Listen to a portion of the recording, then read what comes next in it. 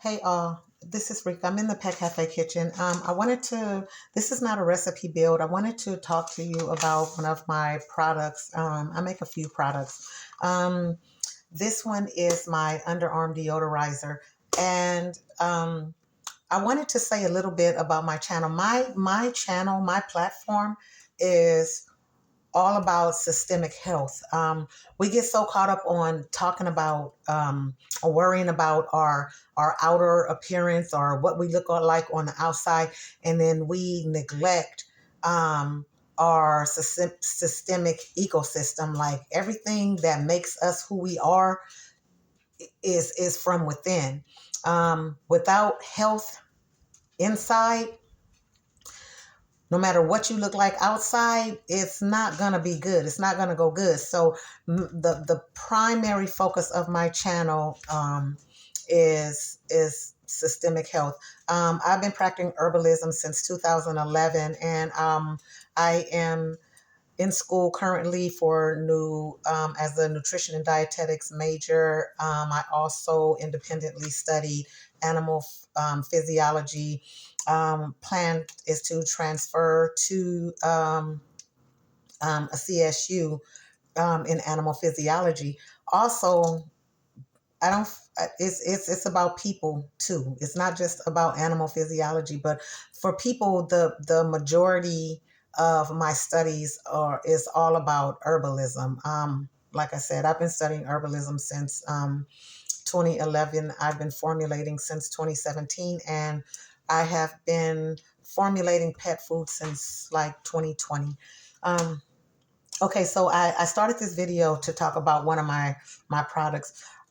This product is really dear to me. I had a really close friend that passed away of cancer, and um, I don't know. It still bothers me to this day. It's been some years now, but anyway, this is product is my underarm deodorizer. Oh, this camera is close.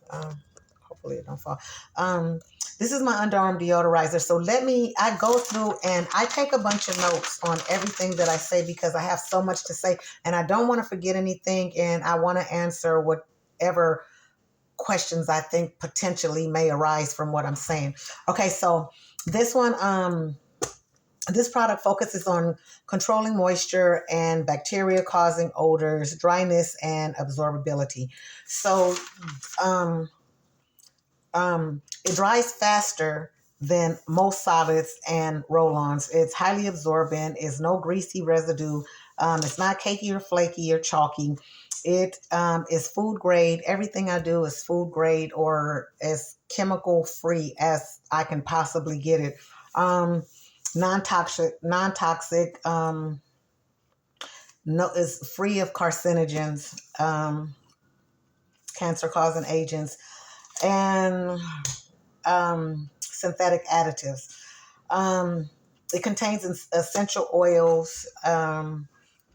It contains a bunch of moisture absorbing products, kale and clay. It contains baking soda. It contains, and this escapes me because I have about 50 products and they, in my mind, all run together unless I just, dial in on which one. And I didn't write the ingredients down on this one, but I know the ingredients pretty for the most part.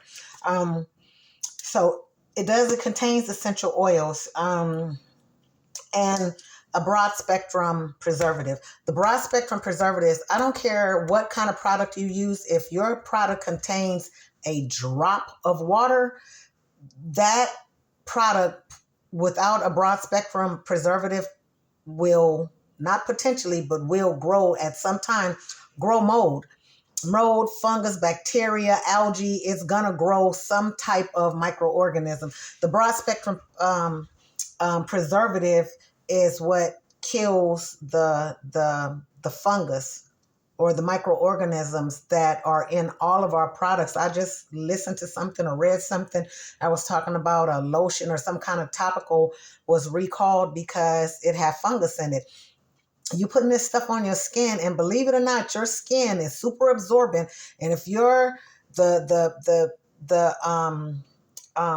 product ingredients, if the molecular structure of what they're using, the ingredients they're using is small enough, like essential oils, to penetrate your skin, they can travel into your bloodstream and make you sick. Like, we take everything for granted, and we should not, with your health, not with your safety. You shouldn't. Anyway, let me get back to this.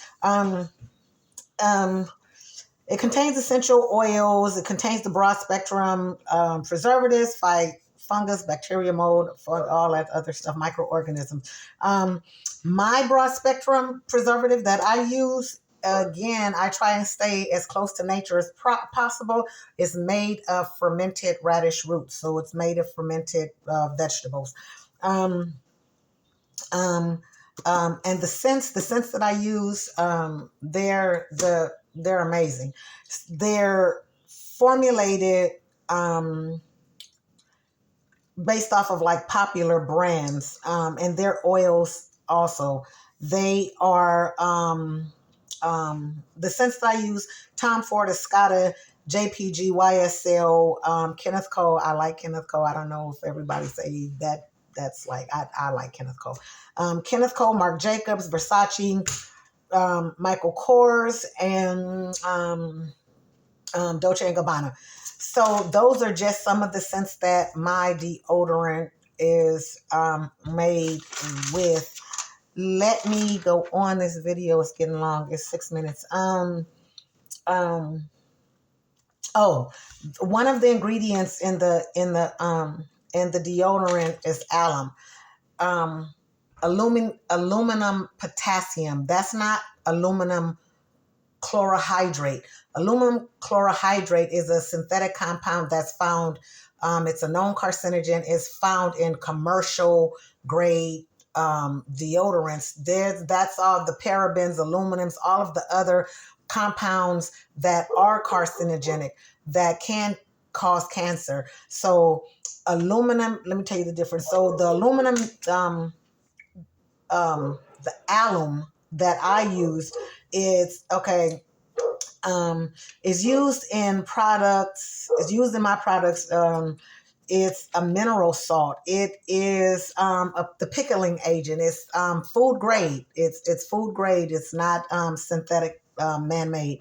It's antimicrobial and it fights odor. It's not a carcinogen.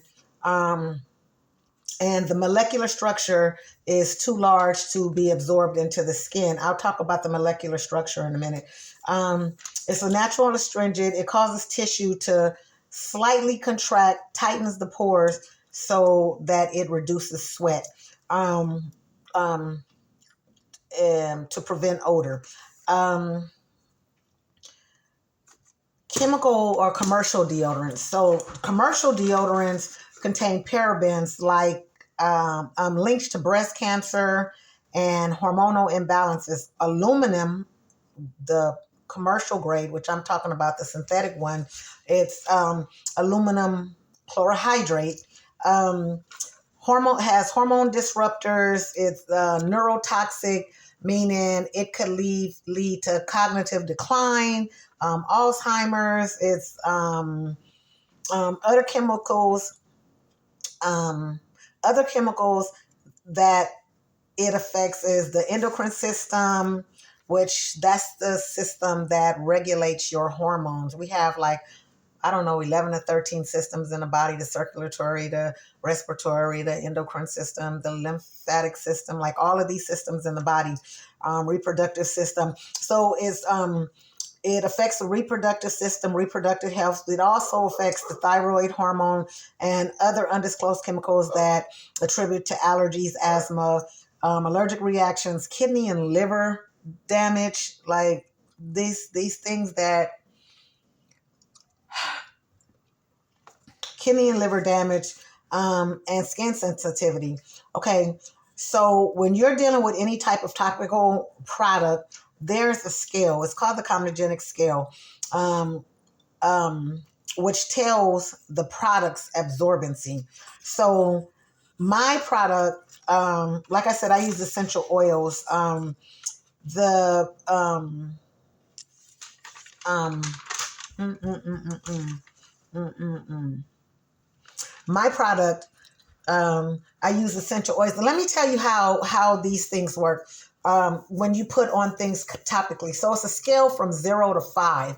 Zero means it's quick absorbing. That means it goes into your skin and doesn't sit on top of your skin. Anything that sits on top of your skin potentially clogs your pores, and it could affect people with acne or rosacea or psoriasis or eczema. Or so you got to really, really be careful what you put on your skin, and you want to research. A lot of people won't. They just believe what's put on the label. And why wouldn't you? But you really need to do your research, because like a lot of things that you use topically, just like you take orally, really affect your health. So let me tell you about the essential oil. Okay. Um, Essential oils, let me read it, can penetrate the skin by way of capillaries, carrying therapeutic components into the bloodstream. So the we have like trillions of capillaries, these blood vessels that um, it's like the smallest blood vessel that we have. They're called capillaries. So essential oils enter the skin, especially in areas with thinner skin, like your neck, like the inside of your wrist and your armpit. Um, and so the EOs are lip lipophilic or lipophilic, however you want to say it, which means they attract a fat. They dissolve in fat. They're fat soluble. They love fat. Um, um, so they pass through the lipid layer of the skin, entering the dermis, which has trillions of blood capillaries. So the EOs diffuse into the bloodstream, carrying therapeutic properties. So the essential oils actually can carry these properties into your bloodstream, and you know offer therapeutic support to different organs, depending on, like, you have lavender, you have lemongrass, you have thyme, you have all of these different tea tree, um, garlic. You have all of these different essential oils. And not to bash anybody on this social media platform, but there's a lot of people. I ran across one person that was making a product, and she was um, using it for oral health. Essential oils are a volatile oil. They're mainly used for topical use. Like, I don't know of anyone, or haven't heard in my studies of anyone that consumes essential oils. Like, they're just not safe to be taken orally. So anyway, excuse me. Oh Lord. Diffuses with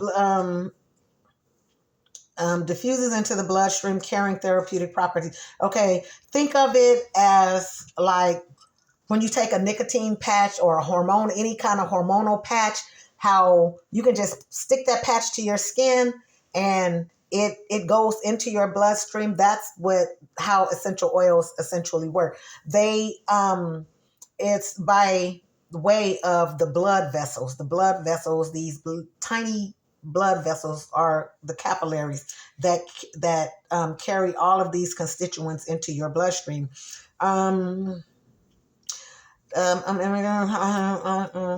um, okay, some molecules enter the lymphatic vessels and drain into the bloodstream. So they can, like, you have the lymphatic system runs, I don't know, it runs everywhere. You have the lymph nodes, you have in your armpits, you have them around your chest area, in your lower extremities. So when you put this use these products that contain essential oils, that can be therapeutic for you. Not just, it's something on and it smells good. They actually therapeutic. You can use them orally, topically, and inhale them, aromatherapy. But there's another inhalation. That's what they call it. So when you use these things, you have to know with the products internally and externally how they're going to affect your body, because like everything we do affects our body. I wanted to show, and I'm going to point it down so that you can see my arm. How I just made some deodorant. I'm gonna bring you back up. I just made some deodorant, and I have a little bit left in this container. So I don't. Okay, so my arm right now is dry. I'm gonna put this on, and this one had a little bit of tint to it. So and it won't get on your clothes. Like you can see it there. You can see that it's on and it's oily. So just like with any other oil, you rub this in to your skin. You rub it into your skin. And this one had a blue tint. Let me get a napkin so that you can see.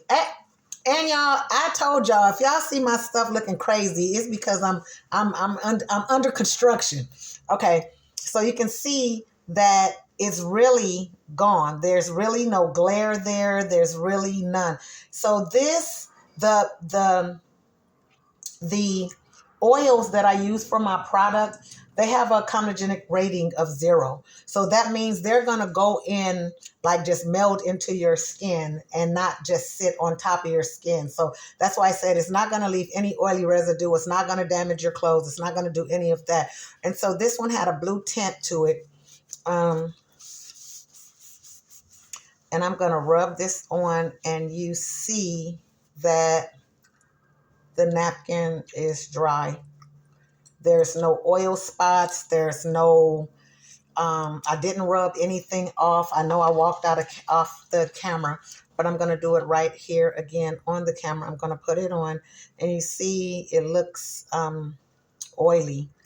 It looks really oily, really thick, oily. And I put a lot on there, so that's why I have to rub a lot. You wouldn't put this much under your armpit. But just like when you roll it on under your armpit, that's what you're going to do. You're just going to rub it in like you would do for men, your beard oils or your lotions, your baby oils. It's the same thing. You're going to rub this into your skin. And the reason that, again, I'm rubbing so much is because I put a lot on. So I'm going to rub it in, wipe it on my apron, and then, you see, now I'm going to take this and I'm going to put it on, rub it, and there's no oil drops, there's no buildup, there's nothing there. There's absolutely no, you can't tell that there's any oil, that it's an oil base. And it's the same thing. And like the scent is going to be long lasting. So this, like it took me a lot of time to make this product, but you see, there's nothing there that's going to get on your clothes. There's no white, there's no chalky residue. There's no caking or clumping. And that's my product. That's my underarm deodorant. I want to say that it has antiperspirant properties. Like it's like I have about 5 different ingredients that are moisture absorbing. I focus mainly on the moisture, the sweat, the dryness, the odor. I mean, you have to think of all of it, all of it, because you want your deodorant. And this thing is probably going to outlast the wear of it. I've had people call me back and tell me, which is kind of nasty, I didn't take a shower, I didn't take a bath, and I can still smell it. I've had people go to the gym. Oh, the scent is still there, like no odor. Like I sell just as much of my deodorant as I do my dog food meal toppers. Like my products, not popping my own little collar, but I really invested a lot of time in building these products. So I just have to stand behind them. Like they're really good. I know the video's long. It's over 20 minutes now. I'll do one more. It goes on oily. And I'm going to wipe that off. It goes on oily. You just rub it in. You put it on your armpit and you rub it in. And it's really conditioning. It's like if after you shave and you feel chafe or whatever, it's really conditioning. It feels really, really good. So I put it on. I'm going to take it.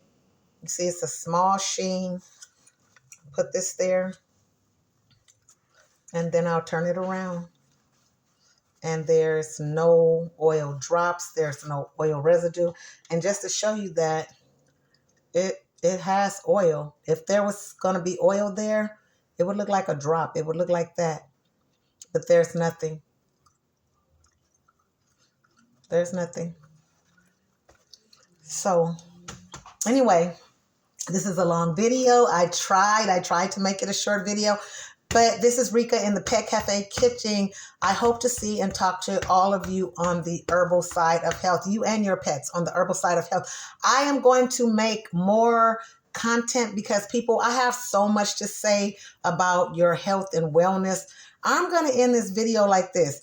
I have a bunch of male friends, like strictly male friends, that call me, and I'm not going to name drop. Confidentially, you guys, my parents were still engaged in their 80s. You know, they died, well, I'll say late 70s because they both died. My mom died at 89. My dad died at like 81. But they were still connecting in their 80s. I don't know if it's the food. I don't know if it's the lifestyle. I don't know what it is. But our men are needing enhancements. I make an herbal enhancement, male enhancement. These guys with the libido and the erectile dysfunction and the diabetes and everything that's shutting you guys down, I don't know. We got to do better. You know, it all starts from within. Like we got to do better, like women and men. I'm gonna get on you guys that's doing this cigar thing now too. I don't know if it's a trend with you older men, but I'm gonna get on you guys about that too. Not safe at all. I really want to say, we all have our bad habits. We all have these habits. Like we all have our thing. I'm just saying, in addition to the bad, let's just add some good. Let's start building our systemic health. Because if you're constantly doing bad, we're going to end up in the hospital, or somebody call him McCormick, you know, or end up, you know, we don't want to check out early. We got kids and grandkids, and my mom lived to see her great grandkids and her great grandkids. But my grandmother lived to see her great great grandkids. You know, like we just got to do better with our health. And I am going to be your systemic ecosystem warrior. I'm going to fight for you. Okay, so this is Rika in the Pet Cafe Kitchen. I am going to end this video and see you in the next one. Bye for now.